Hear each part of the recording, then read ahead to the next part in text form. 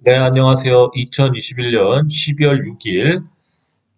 오늘은 이제 잠깐, 그냥 전반적인 얘기, 시황을 조금 해드리고, 뒷부분은 이제 제가 그러니까 저번 주 일요일 날, 그러니까 어제죠? 어제 제가 유료 회원들을 위해서, 금요일 날 방송했던 중소형주의 현황에 대한 교육 자료가 있죠. 예, 그 교육 자료에 대한 또 추가적인 내용이 조금 있었어요. 그래서 그거를 제가 일요일 날 방송을 좀 했어요.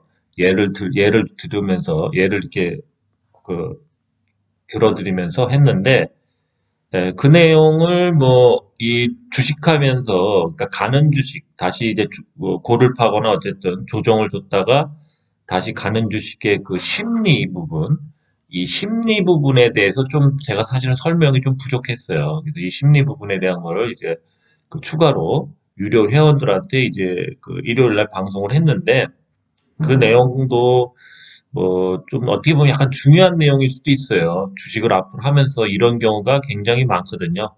종합지수가 좀 오랜 기간 하락하다가 다시 상승할 때 그러한 이제 중소형주들 재료를 갖고 있는 주식들이 임하는 심리가 거의 큰 심리는 요 패턴이에요. 물론 여기서 좀 변형되는 형태들은 많이 있죠. 케이스 바이 케이스로.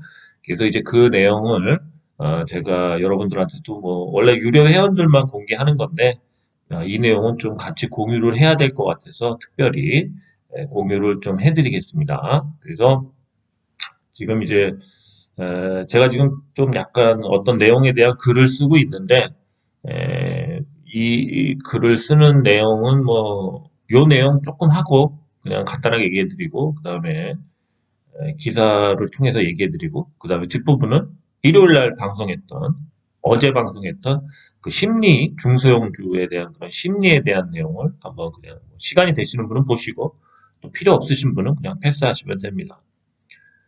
그래서 이제 우선은 지금 이 기사가 좀 중요하죠. 이 KDI, 이 국가기관이죠. 여기서 이제 그 연구기관이죠. 경제에 대한 이런 거. 근데 여기서 새 회계 기준에 보험사 부실 드러날 것, 예금보호 한도 높여야. 이 기사가 사실은 12월 2일 날 나왔어요. 그죠?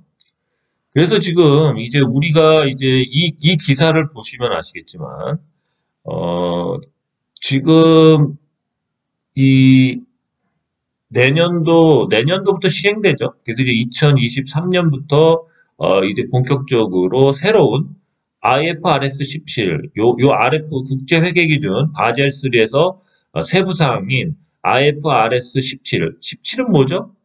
17은 이제 보험에 관련된 내용이에요. 보험. 그러니까 RFRS 9, 9 같은 경우는 이제 2018년부터 적용돼서 올해 본격적으로 적용되고 있죠. 그건 주로 은행에 관한 내용이에요. 그 RFRS9은 그 세부 사항이. 그런데 그게 지금 적용되면서 DSR이니 DTR이니 LTV니 이런 거 지금 다 조정되고 지금 그걸 맞추기 위해서 지금 금리도 계속 올리는 거고요. 그러면 왜 그 국제 회계 기준인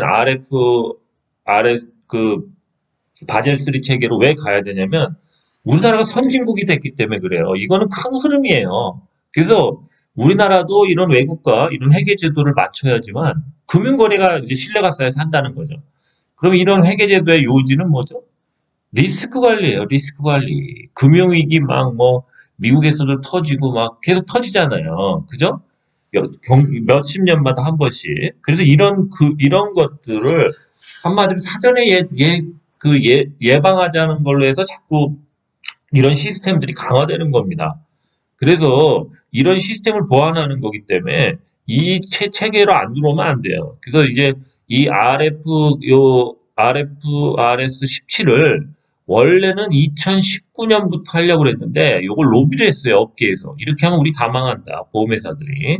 이거 못 맞춘다, 우리. 그래갖고 요거가 2022년부터 해요. 그래서 실질적으로 2023년도부터는 본격적으로 이게 그래서 반영이 되겠죠. 그러니까 2022년부터 내년 이맘때 되면 보험업계는 흉흉합니다. 한 대충 40%에서 50%가 이 기준을 못 맞추고 국가에서 세금을 달라 아니면 계약 이전을 해달라 우리는 뭐 운영 못하겠다 하면서 이 정도 회사가 날라간다고요. 날라가. 그러니까 이제 한마디로 부도난다고. 지금 일본도 그랬고 다 그랬잖아요. 그래서 이게 엄청 심각한 건데 사람들이 이걸 몰라요. 자신들의 보험이 어떻게 될지를 몰라요. 그래서 지금 이런 것 때문에 국내 다수 보험사들의 숨겨진 부실 요인이 드러날 것이다라고 전망했죠. 이건 저도 할 수 있고 다 알고 옛날부터 2019년 때부터 돌았던 내용인데 이거를 로비를 한 거예요. 그 3년만 연기해달라. 그동안 우리가 자본화충이나 뭔가 이렇게 회사의 체질을 개선하겠다 했는데 체질 개선은 뭘 해? 그냥 성과급만 서로 계속 빼먹고 지금 국가에서 세금만 달라. 이제 이런 상황으로 가고 있어요. 그런데 이 대형 보험사들, 생명보험회사도 여기 해당되는 회사들이 있죠. 제일 힘든 회사가 어디죠? 하나생명. 하나생명은 이때 19년도부터 안 된다고 그랬어요. 그래서 19년부터 한도를 맞춘 데가 어디예요? 삼성생명. 삼성생명은 그래서 건물 팔고 다 팔았잖아요. 삼성생명이 그나마 건전해진 거고 하나는 근데 그런 노력을 거의 안 했다고 봐야죠. 그래서 거진 그걸 막으려면 이제 국가에서 뭐 몇십조 단위의 그런 돈들이 보험사의 자본화충이나 이런 건전성 개선으로 들어가야 되는데 과연 이제 2023년 이후에 국가에서 그런 돈들이 남아나서 이렇게 쏴주겠냐 이거죠. 쏴주지 않는다는 거예요, 이제. 옛날같이 뭐 금융기관이 부실화되면 그렇게 쏴주고 이런 거 안 해요, 이제. 하여튼 이렇게 돼서 여기 그 한국개발연구원 국책기관인 여기서 보고서 낸 게 있는데 그래서 거의 이제 보험계약자들이나 이런 사람들이 예금 보호를 못 받을 거다 해서 이제 그랬습니다. 그래서 RF9 연계된 규제인 KGICS라고 그래요. 이걸 KICS를 요거 도입되면서 그간 과소평가됐던 보험 부채 있죠. 이게 이제 시가 평가를 통해 확보됐고 이게 이제 원가라는 원가 방법으로 계산을 했던 거를 이제 바로바로 시가 평가로 바뀌는 거예요. 시가 평가로 바뀌면서 과대평가됐던 보험료 수익은 축소되고 충당금이나 여러 가지 그러한 이제 그런 걸 확충해야 되며 그런 리스크에 대한 그런 충당금이죠. 그러면서 결국 이제 힘들어진다는 거죠. 그래서 파산을 40에서 50% 정도 회사가 날라가야 한다. 지금 현재 규정에 적용이 되면. 근데 그걸 안 맞추면, 외국이랑 안 맞추면 안 돼요, 이제. 그래서 외국계 보험회사가 다 도망간 게 이것 때문에 도망간 거예요. 우리나라에서 수익 보조가 안 나서. 장수 위험, 해지 위험, 사업비 위험, 대재 위험 등. 특히 이런 장수 위험 같은 건 우리나라 사람 너무 오래 사니까 보험회사가 한마디로 적자가 되는 거예요, 적자. 그래서 이런 위험 요소들이 인식되면서 보험사 자본 부정 문제가 심화될 것으로 예상돼요. 그렇죠. 이 포인트는 이런 악재들도 있다는 거죠. 우리나라 사람이 너무 오래 사니까. 그때 오래 살 줄은 몰랐죠. 2000년도나 뭐 1990년대, 이때 보험 많이 팔았잖아요. 예, 그렇습니다. 그러면서 이제 여기서 또 봐야 될 거는 지금 보면은 사람들이 지금 바뀌는 이런 금융제도, 특히 이 베일인제도에 대해서 우리가 알아야 돼요. 베일인제도. 이 바젤3 체계는 베일인제도예요. 만약에 이제 금융기관들이 디폴트, 지급불능 산행에 빠진 은행 채권자들이 보유 채권 주식으로 전환해서 채권 일부를 상환해 파산을 막는 것을 의미한다. 근데 이제 요거와 반대되는 게 베일아웃이에요. 베일아웃이 있는데 베일아웃은 만약 국가가 IMF나 취약은행의 파산을 막고 정산하기 위해 신규 자금을 투입하는 것, 그러니까 국가가 투입해서 이런 것들을 막아주는 것, 세금으로. 이게 베일아웃인데 베일인은 이 베일아웃과 반대되는 개념으로 베일인은 개인이 책임지는 거예요. 개인. 국가가 이렇게 해서 땜빵을 세금을 안 해주고 이게 국제적인 추세. 유럽도 그렇고 우리나라도 그렇고 이게 다 국제적인 추세예요. 그래서 뭐 예금자 보고 이런 거 다 없어질 확률이 높아요. 이게 국제 추세예요, 추세. 그래서 당신이 은행을 잘못 선택하면 만약 은행이 망했어. 그러면 당신이 책임지는 거야. 국가가 책임 안 해줘요, 이제. 지금 그래서 굉장히 살 떨리는 그 금융체계로 가는 거예요. 이런 거를 모르고 국가에서 어떻게 해주겠지. 예전에 1900년, IMF 때처럼 뭐 그렇게 해주겠지. 이러한 과대망상증에 걸린, 과거가 그랬으니까 현재도 미래도 그렇다. 이런 사람들은 자기 재산을 못 지킵니다. 지금 베일인 제도로 들어가고 있어요. 이 국제적인 추세고요. 그래서 절대로 도와주지 않는다는 거예요. 국가에서. 국가는 그 뭐죠? DIN 그 시스템인가요? 그래서 시중은행 5개만 살리면 돼요. 나머지 은행들 다 날라가도 상관없어요. 그게 바젤3 체계예요. 그래서 되게 살 떨려요. 이거 여러분들이 이제 은행들 중국 지금 금융회사 또 하나 날라가죠. 이제 부동산 회사 계속 날라가요. 걔네도 엄청 큰 회사예요. 중견기업들. 그래도 걔는 어떻게든 아직까지 이 베일 아웃 제도를 취하고 있는 거죠. 자기 공산당 망할까 봐. 그래도 우리나라는 이제 베일 인, 그러니까 절대로 도와줄 확률이 낮은 베일 인 제도로 지금 다 바뀌고 있다. 바젤3의 기본 요인 흐름이에요. 그다음에 이제 마저 요거까지 얘기해 드리면 이제 이 하이브리드 채권이라는 게 있어요. 신종 자본증권이라고도 얘기하거든요. 채권과 주식의 특성을 동시에 갖고 있는 증권, 신종 자본증권이라고도 합니다. 하이브리드는 뭐 한마디로 차로 얘기하면 석탄, 그러니까 화석연료로도 가다가 뭐 수소로도 가고 이런 식으로 왔다리 갔다리 할 수 있다 이런 건데 이 신종 자본증권이라는 게 이게 개구라예요, 개구라. 이게 뭐냐면 그 이제 금융기관에서 만약에 이제 자본화충을 하거나 해서 뭔가 이제 그런 식으로 이제 자본금을 늘리는 방법으로 채권을 발행하는 거죠. 장기 채권. 어떠냐면 이제 요거 보시면은 이제 일정 수준의 이자를 지급하는 점에서 이제 그러니까 장기 채권을 발행해서 이자를 주는 거죠, 이자를. 근데 만기 상환의 의무가 없다. 되게 장기적으로 발급하고 매매가 없어요. 신종자본증권이 하이브리드 증권은. 그래서 이제 주식과도 유사하다. 근데 발행금리는 이제 은행 정기보다 높고 분리가서 선택 가능 그렇습니다. 그래서 이제 보시면은 요게 뭐냐면은 이제 신종자본증권 같은 경우 그렇게 해서 장기적으로 이렇게 발행을 해서 이자를 주고 그렇게 한 다음에 이게 채권, 그러니까 결과적으로 부채예요, 부채. 빚이라고요, 빚. 근데 이게 금융회사에 이렇게 하이브리드 증권으로 하면은 에, 자본금이 될 수 있다는 거죠, 자본금. 부채인데. 그러니까 뭐 돈 떨어지면 하이브리드 채권을 발행해서 자본금을 늘리는 거죠, 계속. 이런 식으로 편법으로 지금 금융기관들이 다 살아가고 있다는 거죠. 그래서 이거를 지금 인정을 해주고 있긴 한데 이게 지금 계속 얘기가 되고 있어요. 지금 나중에 문제될 수 있다. 왜냐면 어쨌든 장기적으로 부채잖아요. 채권을 발행해서 그걸 자본금으로 둔갑시키는 꽁수죠, 꽁수. 근데 이게 만약에 부실이 되거나 또 얘네들이 또 금융기관이 나빠지면 이 조달하는 계속 장기적으로 내는 금리도 상승할 수가 있고 그래가지고 이게 문제가 될 수 있다는 거죠. 그래서 이거를 어느 순간에 이거를 이제 국제적으로 이거는 자본으로 볼 수 없고 자본금으로 볼 수 없고 이거는 그 부채다. 부채가 맞잖아요. 사실은 장기적인 거지만.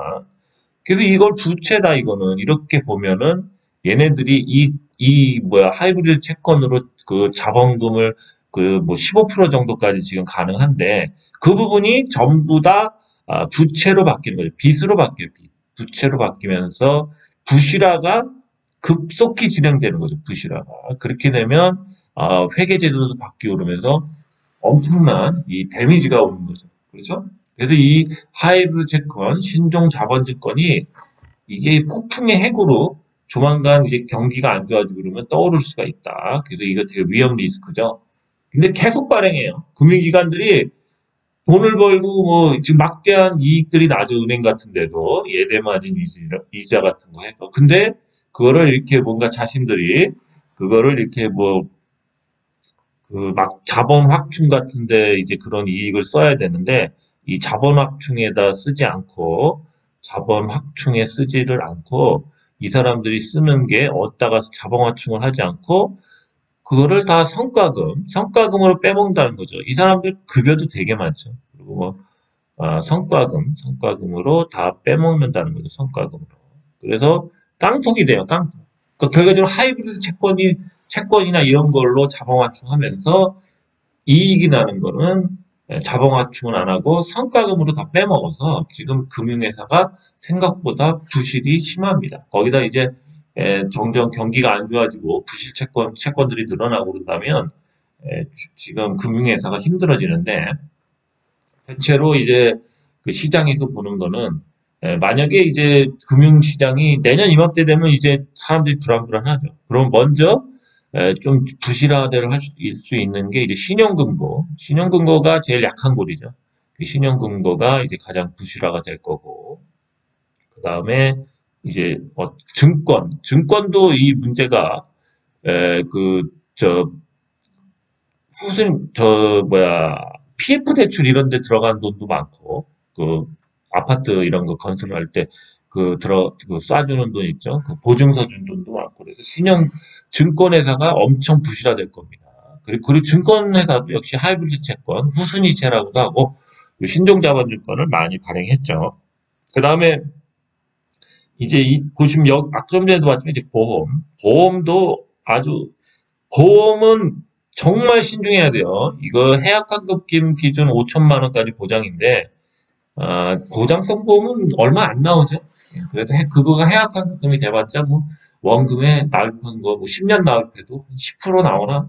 그럼 그거가 5천만 원 한도예요. 해약환급금 기준이기 때문에 보험은 거의 못 받죠. 그런데 이거 만약에 그 누군가 다른 회사에 이관이 된다, 그러니까 다른 회사에서 그걸 뭐 가져간다고 해도 부실화된 회사 거의 그런 보장 내용을 그대로 받아줄 수가 없어요. 그래서 보장을 축소하거나 그렇게 하면서 결국 보험도 엄청난 손해, 그러니까 이관이 된다 막 이래도 다 손해봐요. 그래서 보험은 좋은 회사 거 놔두고 부실한 회사 거, 특히 중소회사 중에는 거기 KDI 보고서에 뭐 읽어보시면 아시겠지만, B자로 시작되는, M자인가요?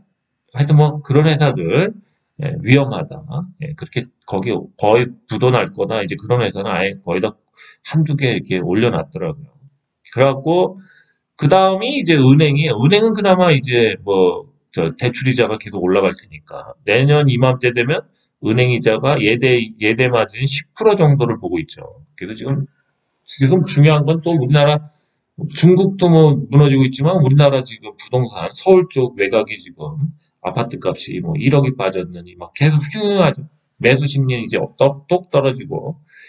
그래서 언론을 믿으면 안 됩니다. 지금 남은 그 분양을 하기 위해서 계속 호가가 올라갔다는 구라를 치지만 지금 그럴 수가 있겠습니까? 지금 예대 거의 주담대 대출이 한 6%대를 육박하고 있는데 엄청 올랐죠. 기준금리 겨우 이제 1%밖에 안 되는데 이 대출금 주택담보대출 이런 건 거의 6%대.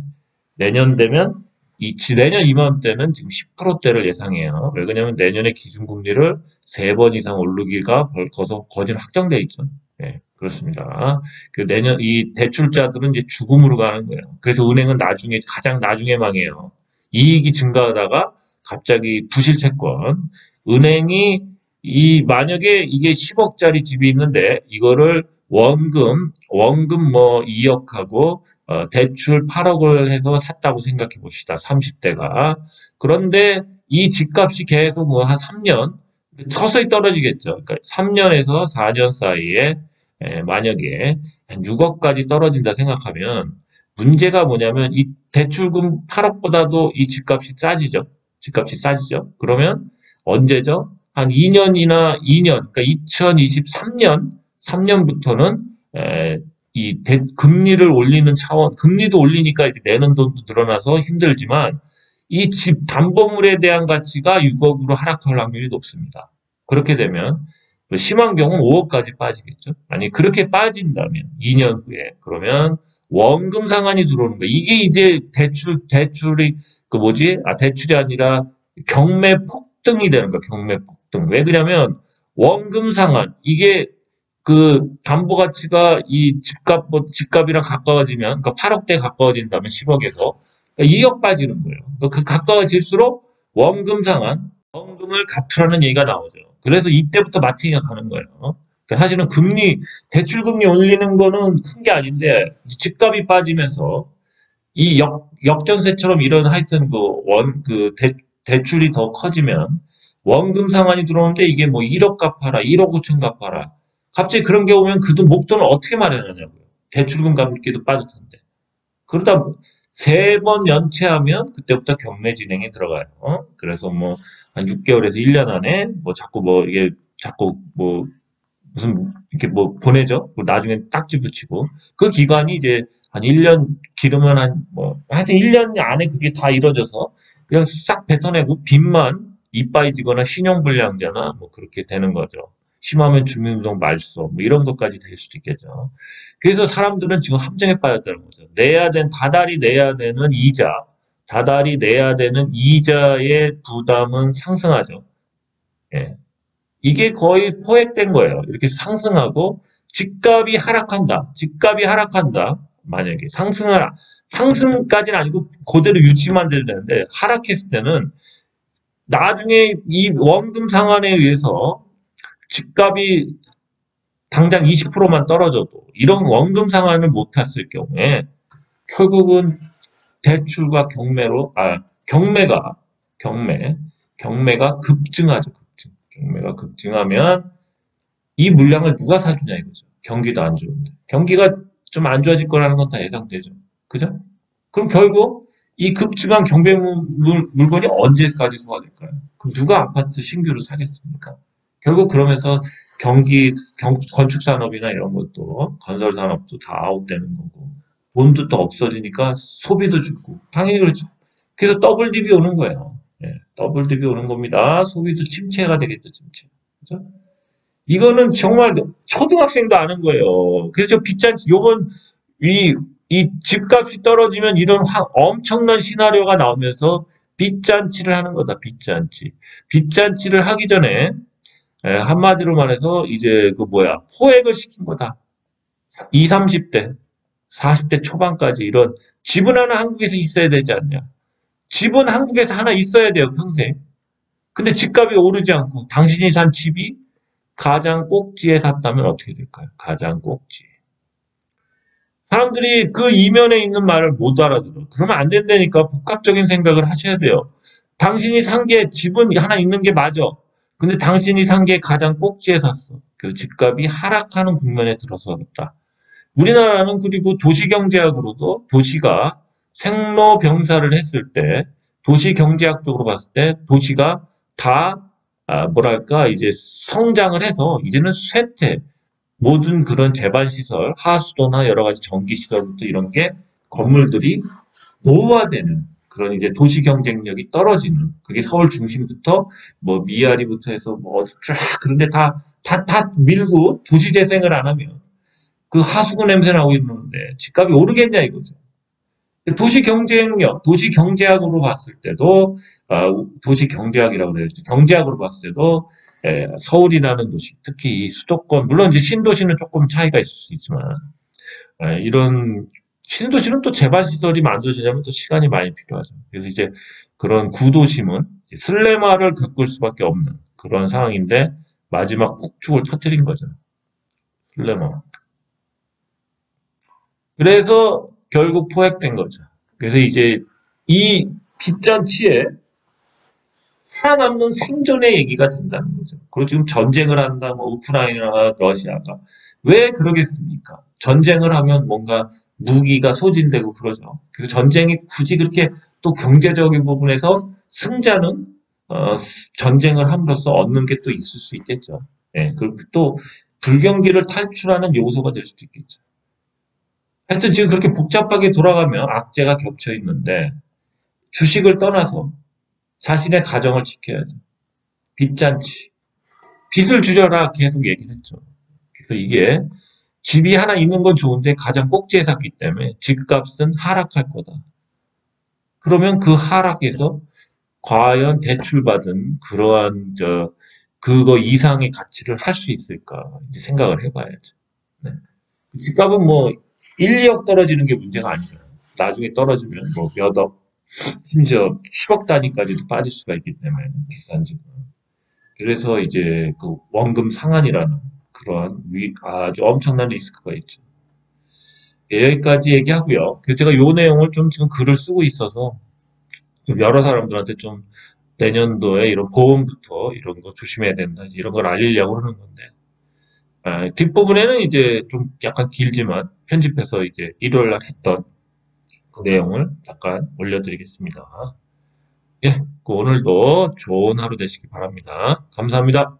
제가 이제 금요일 날 이 하락이 멈추고 반등 후의 중소형주 현황에 대한 얘기를 해드렸는데 여기에서 이제 조금 더 얘기해야 될 부분이 사실은 있었는데 그냥 제가 시간 관계상 그 좀 디테일한 부분을 조금 안 한 게 있습니다. 사실은 이제 그때 기본적인 내용은 뭐 어쨌든 이렇게 종합지수가 이렇게 빠졌다가 반등을 주는데 이런데 이 중소형주 실적인 차트는 이거와 함께 이렇게 똑같이 이렇게 V자형 반등을 줘야 되는데 지금 이렇게 반등이 안 된다 이런 부분들이었죠.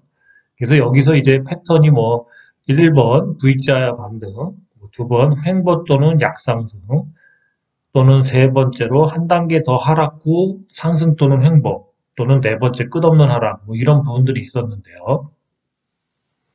근데 사실은 이제 여기서 좀 디테일하게 들어가면 어떤 부분이 있냐면요. 이제 주식으로 봤을 때 이제 매집하는 사람의 입장에서는 이 주식이 만약에 뭐 한 뭐 2만 3천 원, 네, 2만 3천 원대에서 왔다리 갔다리 하면서 이제 주가가 형성돼 있었다고 생각을 해봅시다. 대체로 여기서 거래가 많이 됐어요. 이 가격에서. 그런데 이 가격에서 사람들이 사기만 했다는 거죠. 더 올라갈 줄 알고 샀겠죠. 그죠? 근데 뭔가 이제 재료가 뒤로 밀리고 그러면서 좀 한마디로 모멘텀이 생겼다. 그래서 모멘텀에 의해서 주가가 이제 하락이 됐다고 생각을 했을 때 아니면 이렇게 지수가 이번에 빠지는 것처럼 이렇게 하락을 했다고 생각을 하면 만약에 이제 이렇게 그 줄을 그어서 주가가 이걸 이제 한 2만 원 정도로 보죠. 2만 원. 만약에 2만 원 가격인데 주가가 계속 2만 원을 지지도 못하고 더 빠졌다는 거죠. 그랬을 경우에 만약에 이 주식이 향후에 주가가 상승해서 한 뭐 그냥 간단하게 5만 원을 가려고 생각한다고 합시다. 우선 1차적으로 5만 원을 간다고 생각을 해보자고요. 이게 뭐 한 달에 갈 수도 있고 뭐 6개월에 걸쳐서 갈 수도 있는데 5만 원까지 상승을 하려고 그런다고 생각을 하면 이 사람 입장에서는 어쨌든 최소한 이 2만 3천 원대에서 뭐 2만 원 사이 이 가격대에서 많이 매수를 하고 싶었겠죠. 그런데 사람들이 5만 원까지 갈 거라는 신념이 강해서 여기서 물량이 안 나왔다는 거죠. 그랬을 경우 이렇게 2만 원 밑으로 쭉 빼서 뭐 한 16,000원이나 한 17,000원 뭐 하여튼 18,000원이든 뭐 하여튼 뭐 18,000원까지도 될 수 있겠죠. 어쨌든 이 가격에서 오랜 기간 흔든다면 16,000원에서 18,000원 계속 흔든다면 사람들이 이제 이 시각이 부정적으로 바뀝니다. 그렇죠? 그래서 여기서 잡았던 대다수의 많은 그 사람들이 신념은 있지만 좀 많이 바뀌어요. 그래서 많은 사람들의 신념이 바뀌면 이 사람들이 물론 여기서 좀 터는 것도 있지만 이 사람들의 마인드의 대부분은 어떤 마인드를 갖냐면 어, 본전만 오면은 판다라는 생각을 우선 본전이 오면 다시 뭐 저점을 잡아서 들어간다 하면서 이제 이 본전에 대한 개념이 많이 나와요. 그러니까 이렇게 빠지게 되면 대체로 한 30% 내외의 하락이 되는 거죠. 그러면은 이제 본전만 찾자 이 생각을 해요. 이런 식으로 빼놓고 한 6개월에서 길게는 한 1년 사이 이렇게 횡보를 시켜주면 횡보를 물려 있으면 한마디로 물려 있으면 본전을 찾자라는 생각이 엄청 강해져요. 이 본전의 생각. 그래서 본전이 오면 지금은 그러니까 이제 더 빠질 수도 있다라는 생각이 많아지죠. 부정적으로. 그렇게 변합니다. 그러면서 게시판에 이제 그러면서 이 종목 게시판에는 각종 이제 뭐 안 좋은 악담만 나오죠. 악담. 물론 긍정적인 얘기를 하는 사람도 있지만 게시판에는 거짓 악담이 나와요. 악담. 그러니까 뭐 회사가 뭐 거짓말이다, 개구라다 해서 이제 악담이 난무하죠. 그렇죠. 주가를 이렇게 30% 빼놓고 6개월, 1년 횡보시키니까요. 그러면은 이제 주가가 만약에 이제 어쨌든 뭔가 재료가 터질 것 같아서 이렇게 2만 원대 위로 올라오면 이때 투하하는 사람들이 이 구간에서 엄청 많습니다. 2만 3천 원에서 2만 원대 오면 잠깐 뭐 올리다가 살짝 빼기만 하면 물량이 많이 나온다는 거죠. 그래서 사실은 이 주가가 5만 원이라는 이런 높은 가격을 가려면 이 사람들이 물린 가격에서 한 30%나 20% 정도 빼서 그 가격에서 물량을 잡으려는 의도, 이렇게 던지는 걸 잡으려는 의도, 동급하는 사람들이 이렇게 던지죠. 그래서 이렇게 던지는 거를 잡으려는 의도도 있지만, 이 사람들 입장에선 5만 원, 뭐 10만 원을 보고 간다면은, 이 밑에서 이렇게 더 빼놨다가 올려주면서 이때 거래량이 많이 터지겠죠. 그러면서 이제 여기서 올렸다 뺐다 하죠. 올렸다 뺐다 하면은 이 2만 3천 원에서 2만 원대에서 물량이 튀어나온다는 거죠. 본전을 찾으려는 심리로 바뀐다는 거죠. 그럼 여기서 이제 왕개미들이나 이런 사람들도 사살, 뭔가 그 사람들 던질 수가 있거든요. 30%를 한 6개월 이상 물려 있으면 던지죠. 바로 본전이 오면. 그러면 이제 왠지 조정을 줄 듯 하다가 그때부터 뭔가 이렇게 갈 수 있다는 거죠. 그래서 5만 원, 뭐 아니면 차후에 더 갈 수도 있겠지만 이런 식으로 가는 거예요. 그러니까 그림을 그려놓은 사람 입장에서도 주가가 계속 2만 3천 원에서 매집을 하려고 해도 이걸 계속 이렇게 횡보시키는 것보다는 뭐 지수가 빠지고 그러면 한 번 더 눌러주는 게 좋다는 거죠. 그래야지만 내가 만약에 2만 3천 원이라는 이 가격, 2만 3천 원에서 뭐 2만 원이라는 가격, 이 가격에서 주가를 만약에 뭐 한 잡으려고 그랬지만 이렇게 나오려면 사실은 한번 급락을 시켜서 여기서 고생을 시켜야지만 2만 원 밑에 뭐 16,000원, 18,000원에서 고생을 시켜야지만 사람들의 의식 심리 속에 이 회사가 안 좋다, 주가 하락하는 걸 보면 이러면서 부정적인 마인드, 긍정적인 마인드나 장기 보유하고 싶었던 사람들 있죠.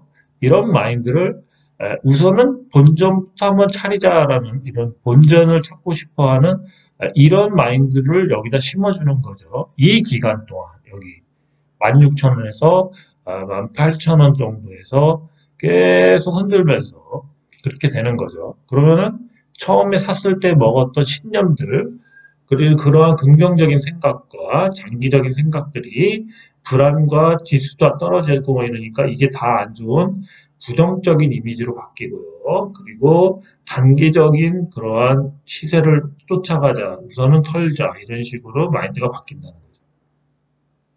그래서 사실은 이제 이 16,000원에서 18,000원, 2만 원에서 2만 3천 원에 산 사람들이 이 가격에서 뭔가 기다리고 있다는 게 굉장히 힘든 시간이죠. 그렇죠? 누가 이렇게 더 떨어질 줄 알았겠습니까? 그래서 심리라는 건 사실은 이런 식으로 물려놔야지만 위로 올라왔을 때 튀어나올 놈들이 많다는 거죠. 본전이라도 찾자, 아니면 손해를 줄이자, 이런 얘기들이 돈다는 거죠. 그래서 그러면서 게시판에 또 그런 얘기들이 나와요. 우선 정리하자, 뭐 이런 얘기도 막 나오죠. 그래서 이 심리를, 사실은 이 심리 부분이 더 중요한 거죠. 그래서 이렇게 물리게 해놓는다. 물렸다가 그 가격대가 왔을 때, 그 가격, 사실은 2만 원과 2만 3천 원도 그 주식의 내재적인 가치를 봤을 때는 비싼 게 아니죠. 결과적으로 그 가격대 싸다고 여러 사람들이 많이 산 가격이죠. 80% 이상이 샀겠죠. 그런데 이거를 물려놓음으로써 이 가격이 비싸 보이게 되는 거죠. 그래서 팔으면은 그 이후에 주가는 슈팅을 해서 기본적으로 5만 원까지 한 1주나 몇 주 안에 5만 원까지 한 2, 3주 안에 그렇게 달려가는 거죠. 주가를 그렇게 이제 매집을 할 때 그런 식의 패턴을 그린다는 거죠. 그러면 제가 얘기한 거를 한번 종목 한 종목을 보면서 좀 심화 학습을 해드릴게요. 네, 사실은 제가 이제 그 가격들을 대충 얘기한 거는 이 앞타머 사이언스의 흐름을 보고 제가 한번 예를 들어드린 거예요. 그러면 앞타머 사이언스를 향후 이제 제가 예측하는 거를 한번 좀 얘기를 해드릴게요.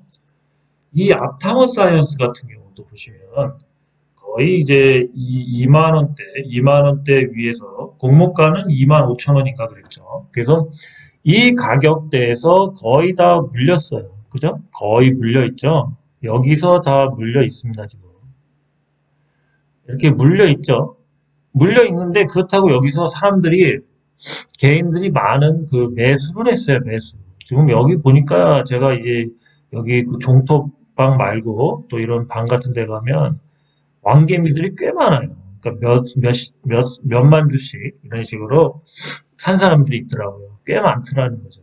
그럼 몇 억에서 몇 억 이상 되는 사람들이 꽤 있어요.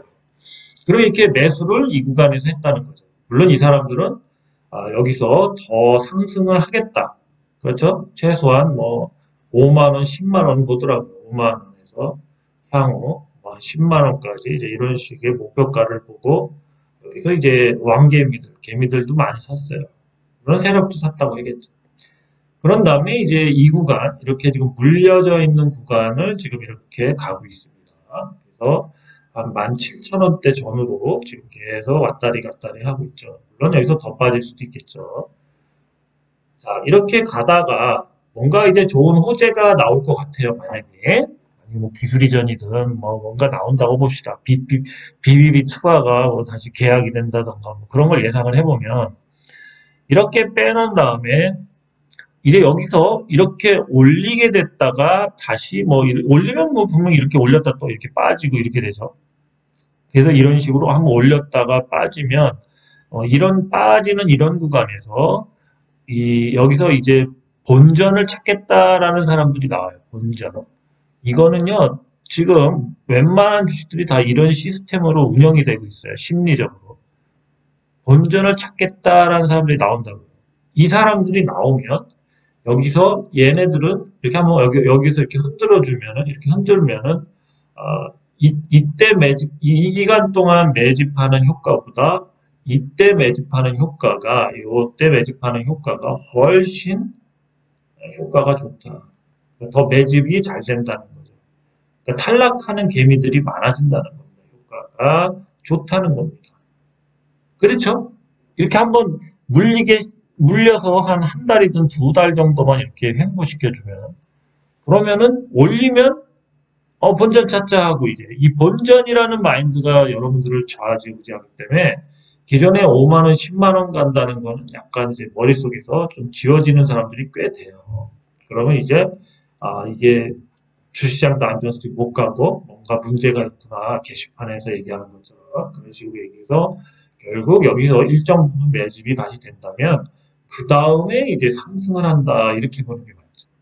결과적으로 월봉을 봤을 때도 엄밀히 따지면 어떤 식의 차트냐면은 이게 쭉 횡보하다가 고를 한번 팠다 이렇게 볼 수도 있겠습니다. 그렇죠? 근데 월봉상 고를 팠다. 고를 만약 이게 골이라고 생각을 해봅시다. 월봉상 고를 팠다. 그러니까 고를 파면 아까 되겠지만 이렇게 주가가 올려서 흔들면 매집하기가 좋아진다. 매집하기. 왜냐하면 본전을 찾으려는 사람들, 이런 사람들이 많이 뛰어쳐나온다. 그래서 이런 고를 판 경우기 때문에 고를 판 후에 상승한다. 이렇게 보시면 돼요. 고를 판 후에 상승하려는 거다. 이렇게 볼 수 있어요. 월봉상에 한 두 달 정도 고를 팠다. 엄청 힘든 거죠. 그죠? 왜냐면 두 달 정도 고를 파게 된다면 이런 밴더에서 놀던 사람들이 다 물리는 겁니다. 이 주식은 다 물렸어요, 지금. 그죠? 요때 산 사람들 일부 빼고는. 그렇죠? 물론 여기서 매집하는 것도 있지만 진짜 매집은 이 구간 이렇게 올렸을 때 이 구간에서 거래량을 터뜨리면서 매집하는 게 더 잘 될 수가 있겠죠. 그래서 이렇게 물리게 하는 거예요. 물리게 하는 겁니다. 나중에 본전 찾으려고 뛰쳐나오는 애들 잡아먹기 위해서. 자, 이것뿐만이 아니에요. 또 한 종목 또 봐요. 자, 링크 제니시스도 보죠. 제가 기존에 보던 종목에서 얘기를 해드리는 거예요. 딴 종목도 이런 종목이 많다는 거예요. 지금 지수가 빠져서. 이 종목 역시도 대충 뭐 한 그림을 그리면 뭐 한 이 정도 밴더가 정말 뭔가 제일 많이 샀겠죠. 요 정도 밴더가. 그죠? 그러면 이제 거의 이 구간에, 물론 이 구간에 물린 사람도 있겠지만 거의 이제 이 구간에 많이 물려 있겠지. 이게 지금 월봉이에요, 월봉. 네, 월봉입니다, 월봉. 그래서 이 구간에 많이 물려 있는데 여기서 지금 자세히 보시면 요 두 달 정도 요 가격에 물려 있죠. 요 가격에 두 달 정도 물려 있습니다. 두 달. 그죠? 그러면 이제 요번 달이든 다음 달이든 만약에 상승을 한다면 약간 이렇게 약간의 골을 살짝 파는 거죠. 월봉상. 월봉상 두 달 골만 파도 엄청 힘든 거죠. 그랬을 때 똑같아요. 여기 요 구간에서 이제 흔들면서 거래량이 높아진다면 요 구간에서 대충 요 구간이 되겠죠. 요 구간에서 어떤 현상이 일어난다? 본전이 왔죠. 이제 마이너스 뭐 대체로 20%뭐 이 정도 내외일 텐데 이제 본전이 왔죠. 그럼 사람들이 어때요? 눈치 빠른 사람들은 본전이라도 찾자 하고 튀어나간다. 그죠? 다른 데서 벌자. 이 주식은 좀 힘든가 보다. 본전 왔으니까 찍고 빠지겠지. 이런 얘기들이 많아진다는 거죠. 그래서 결국 이때 이 거래량을 터트리면서 흔들면 이런 사람들의 물량이 세력의 주머니로 들어갈 확률이 높다는 겁니다. 높다는 거예요.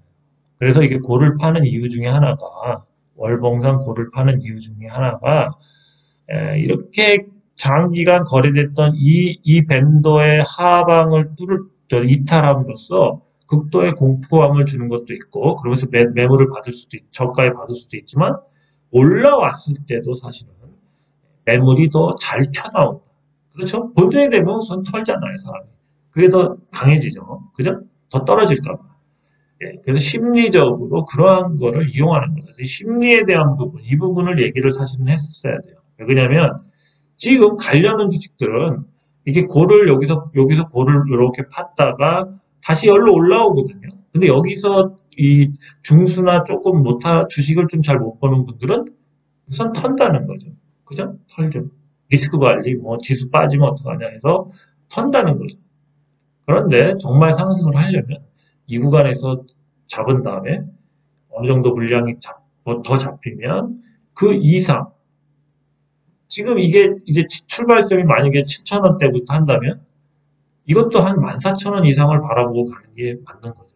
그죠? 다음 달이 될지 이번 달이 될지 모르겠지만 어쨌든 14,000원 이상을 바라보고 가는 건데 그랬을 경우에 이 주가를 8,000원에서 9,000원대로 올린다면 본전이 오는 사람이 많을 거예요. 만 원도 되겠지만 하여튼 요 정도 가격대만 와도 켜나갈 사람이 많다는 거죠. 그럼 잘 켜나갔다. 본전 찾았다. 그러죠. 그런데 한 뭐 2, 3주 있다가 이 가격에 가버리는 거죠. 거래량 터뜨리면서 이 가격 이상. 그런 거죠. 주가가 이런 거예요. 그래서 이렇게 지금 일부러 물려는 주식이 엄청 많습니다. 네, 이번에 얘기했던 종목들이 꽤 됩니다. 그 종목들은 이렇게 여기서 어느 정도 그 매물대라고 그러죠. 매수를 했는데 이거를 추세 이탈을 잠깐 이제 시켰다가 다시 뭐 여기서 잠깐 있다가 다시 올리면서 이때 뭔가 큰 거래량과 매집을 통해 재료를 폭발하면서 이제 이렇게 갈 수 있지 않나 이제 그래서 좀 디테일하게 얘기해 봤어요. 심리적으로는 어차피 이 매물대를 하회를 시켜야지만 다시 그 근처에 왔을 때 물량이 튀어나온다는 거죠. 그러니까 어쨌든 주가를 올리는 사람은 이 위에가 목표지만 이 가격대에서 받기 위해서는 주가를 한번 더 눌렀다가 올려주면서 더 쉽게 매집을 할 수 있다. 왜냐면 아까 얘기했지만 본전을 찾으려는 사람, 이런 사람들 또 추가 하락을 두려워하는 사람, 이런 사람들 쫄리는 사람들, 신념이 무너지게 해서 그런 사람들을 매집하는 구간이 바로 이런 구간이다. 이건 뭐 흔히 쓰는 패턴이에요. 그러니까 이런 거는 뭐 공부를 해 두십시오. 오늘 여기까지였습니다. 감사합니다.